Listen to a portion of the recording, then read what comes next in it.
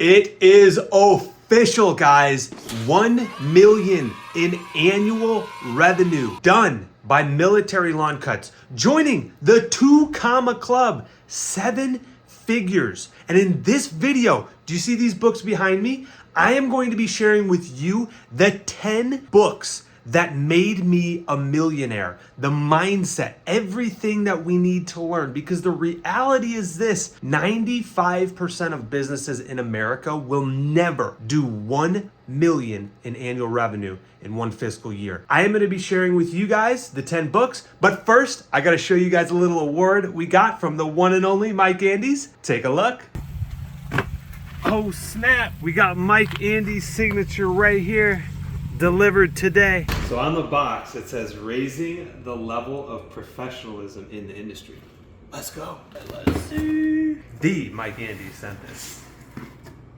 Oh snap, there he is. Check it out. That's cool. Oh snap.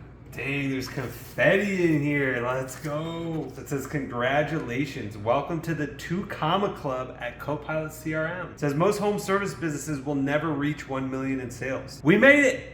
Let's go! Wow, that's cool. This is like a magnet or something. Awarded for processing over 1 million with Copilot CRM. Military Lawn Cuts. Dang, this is going in the office for sure. Oh snap! We got a couple hats for us.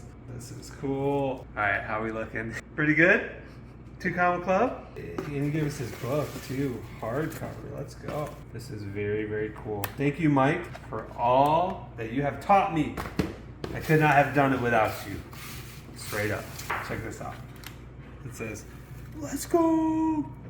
Today, I'm going to be sharing with you the 10 business books that changed my mindset to allow me to really build $1 million business. And it's fundamental that we understand that building a business takes a lot of hard work, determination, and an immense amount of focus, because 95% of businesses will never do 1 million in annual revenue in one fiscal year. So I want to share the blueprint with you guys, so much so that I'm not only just going to give you guys the 10 books, I'm going to give them to you in the order that I basically learned them to build my brain function and fundamentals of like when is necessary to learn this information and when to unlock that next book. So I encourage you, anybody that is wanting to build a real business that one day hopefully runs without them, this is the blueprint of the books that really shifted my mind. So before we get into it, I need your guys' help though, because I'm going to share with you guys the number 1 book on my list that changed my life. And then I want to know what your book is. So for me, I never read a book. And if I did, it was like I was skimming through it and didn't even really read it. But the number 1 book that I read when I was deployed overseas was Rich Dad, Poor Dad. It's by Robert Kiyosaki. I don't have the book with me, but phenomenal book. If you are an entrepreneur and you have something inside of your soul and your brain about like doing something big, it revolutionized and changed the fundamental core components of the brain, and it shifted from being an employee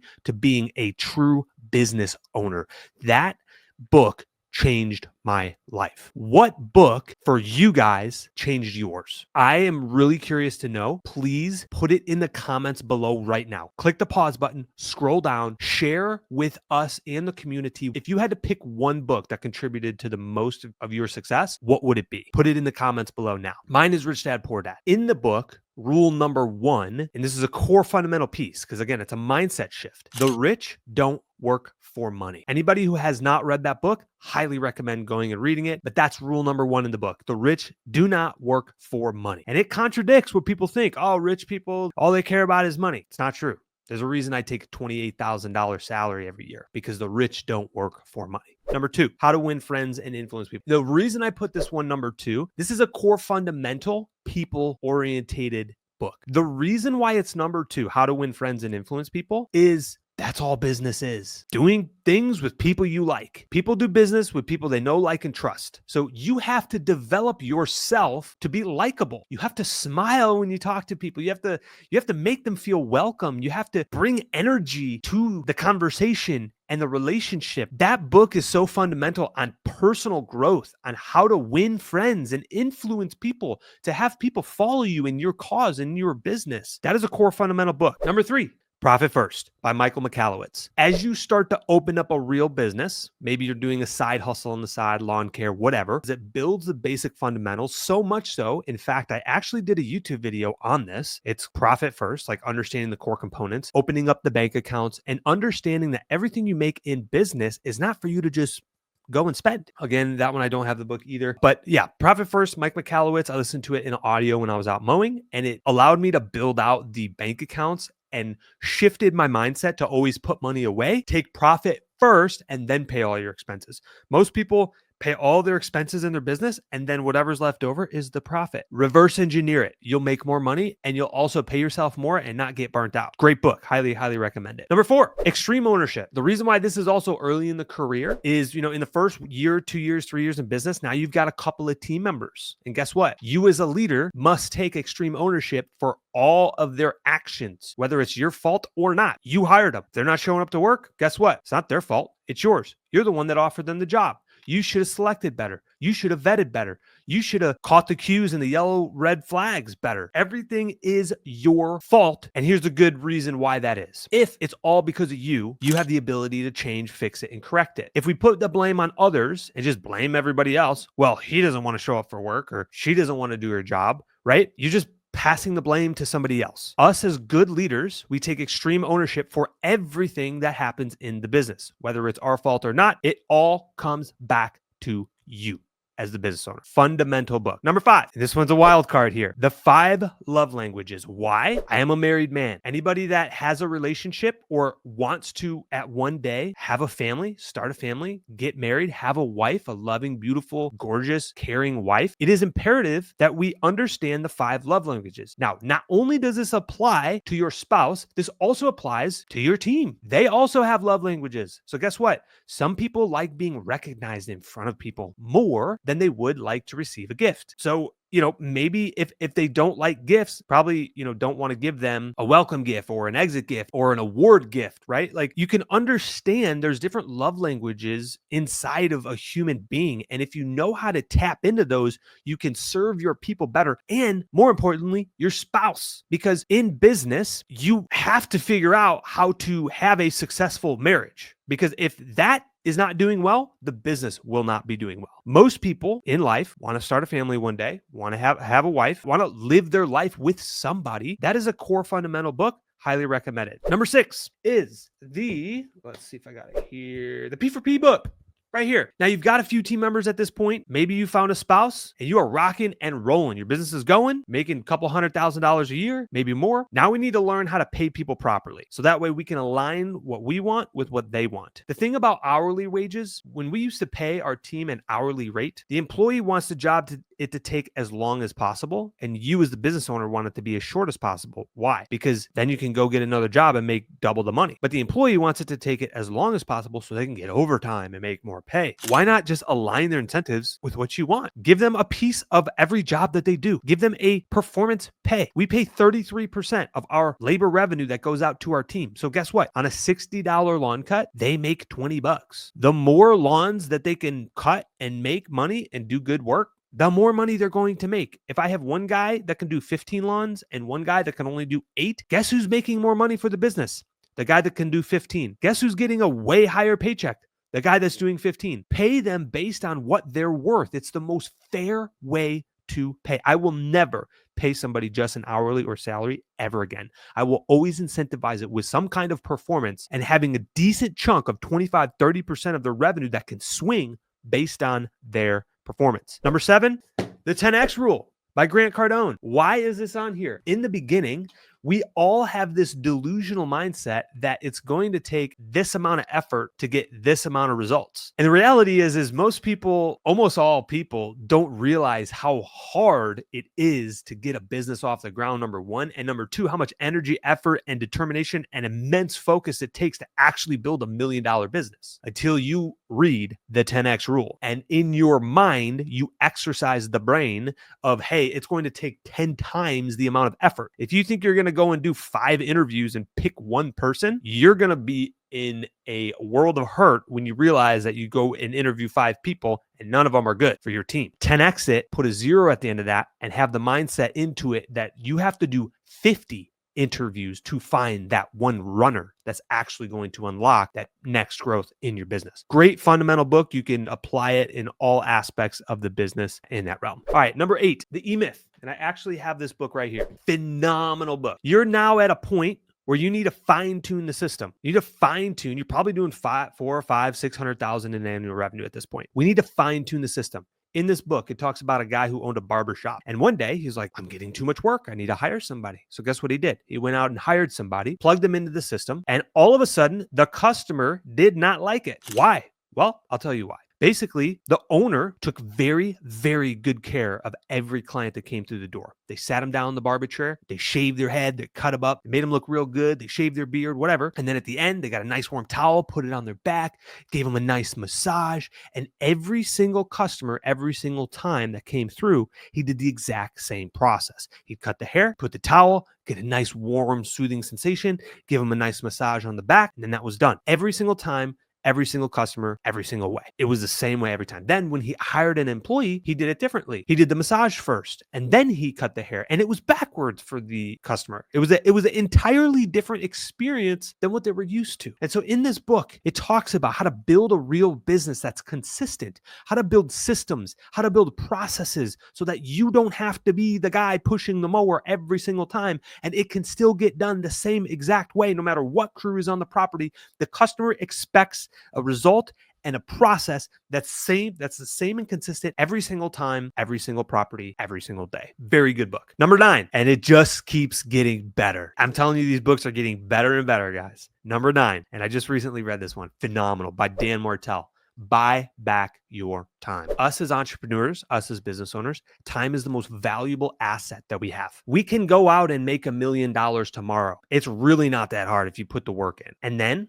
you could lose it all the next day. Something could happen. You could lose it all. And guess what? You gain the skill sets of how to make and sell and make money. So you can go back out and make another $1 million. Money comes and goes is kind of what I'm saying. But time, you can never get back. It is a finite resource that will run out. All of us have a certain amount of time here on this planet. God has given us a purpose to fulfill. And then that's it. And so it's really, really important that we understand that. And he builds out this whole blueprint inside of the book of like how to figure out how much you're making for the business, how much you're making personally. And then he does this code thing where he can figure out and help you figure out what dollar per hour, if it's under, that you need to be handing off. And a lot of times what's crazy is when you actually sit down the numbers at this point in the career, when you're doing 5, 6, 700,000 in annual revenue, and you realize that anything under $50 an hour task should be delegated and outsourced, all of a sudden, all of those things that you're doing in your 9 to 5, 40, 50-hour week becomes irrelevant because it's not a $50 an hour task. And what you do is you delegate, and now all of a sudden you free up your time to go focus on higher level stuff, to reach a bigger impact, to make a bigger purpose, to reach more people, to help more people. And that is the core of it, of Buy Back Your Time. Phenomenal book.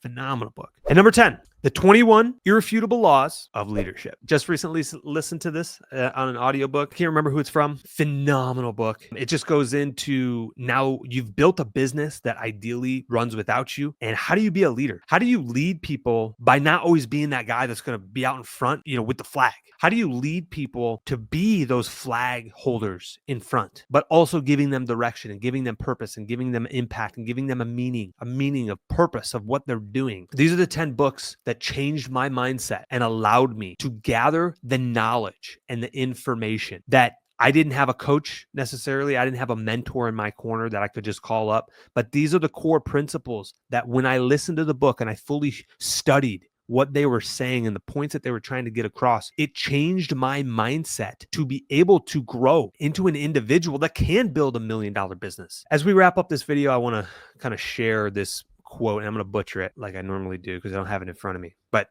so much so that I actually wrote it down on my notes on my phone, which I don't have right now. But basically it talks like this. This is the quote. This is the gist of it. Everything you want in life, every goal and purpose and meaning and achievement that you want to accomplish in your life, you don't have it yet because you are not the type of individual that is responsible enough to acquire it. So if we understand that and realize that because we have to grow as individuals and as spouses and as business owners and as people, as team players, we have to grow in order for us to reach those goals, whatever it is, to buy a house, to build a business, to have a family one day, to impact people, whatever it is that you want to accomplish in your life. There's a reason you haven't already. And it's because you are not the individual capable of doing that. So if we understand that and are humble enough to accept that, we position ourselves in an area that we have room for improvement. And the reality is, when you sit down and you start to look at these books, you start to read through them, and you start to actually study them, you can start to put into action and work towards those goals to allow them to one day come to fruition for you. And that is what I want. You don't have to do anything in your life. And that's the beauty of life. You're here because you want to learn. You're here because you want to grow. You're here because you want to get better. I'm here as your coach to help you do that. And so first off, if you guys are watching, I'm trying to beat a record here. Let's hit that like button still. Let's hit that like button on the video. Also, we have some exciting things that are going to be coming up that I am so excited to share with you guys. That if you, the people that are still watching this, I have some really, really exciting things coming down the pipeline, and it's going to be extremely beneficial for people that are hungry, that are wanting to grow, that are wanting a coach and mentor in their corner. Having a coach and mentor in your corner can absolutely change your life. It did for me. And so I'm so excited to share some of this information. I can't yet, but I just want to let you know it's coming. And so over the next weeks and a couple months, I'm going to be sharing more about this topic, about having a coach, about having a mentor, about having a community of people that are also going in the same direction as you. You are the 5 friends that you surround yourself with, the average of them. So it's really important that we spend time with the people that you want, where you want to be. That was another really big life lesson in my life that a mentor spoke into me and was like, hey, Will, whenever you take advice from somebody, ask yourself this one question. Are those the shoes that I want to be in 5 years from now?